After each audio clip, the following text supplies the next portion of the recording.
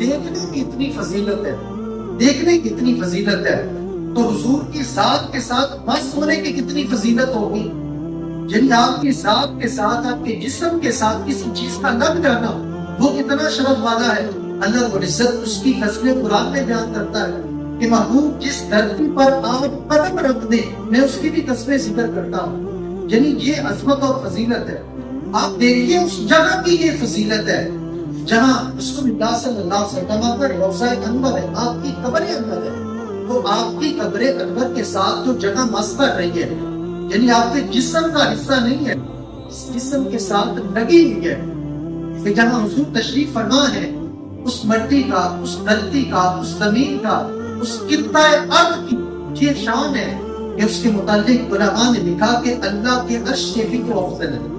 اللہ کے عرش سے بھی وہ جگہ افضل ہے جو حضور کے جسم کے ساتھ مس کر رہی ہے۔ اس زمین کی بات کر رہا ہوں جو حصہ نہیں ہے جسم کا، بس ساتھ لگی ہوئی ہے، اگر وہ اتنی عظمت والی ہے تو رسول اللہ صلی اللہ علیہ وسلم ارشاد فرماتے ہیں آنا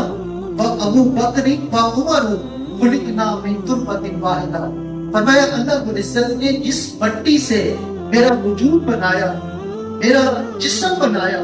فرمایا میرے جسم سے جو مٹی بچ گئی اللہ رب العزت نے اس سے ابو بکر کو بنایا ہے، اس سے عمر کو بنایا۔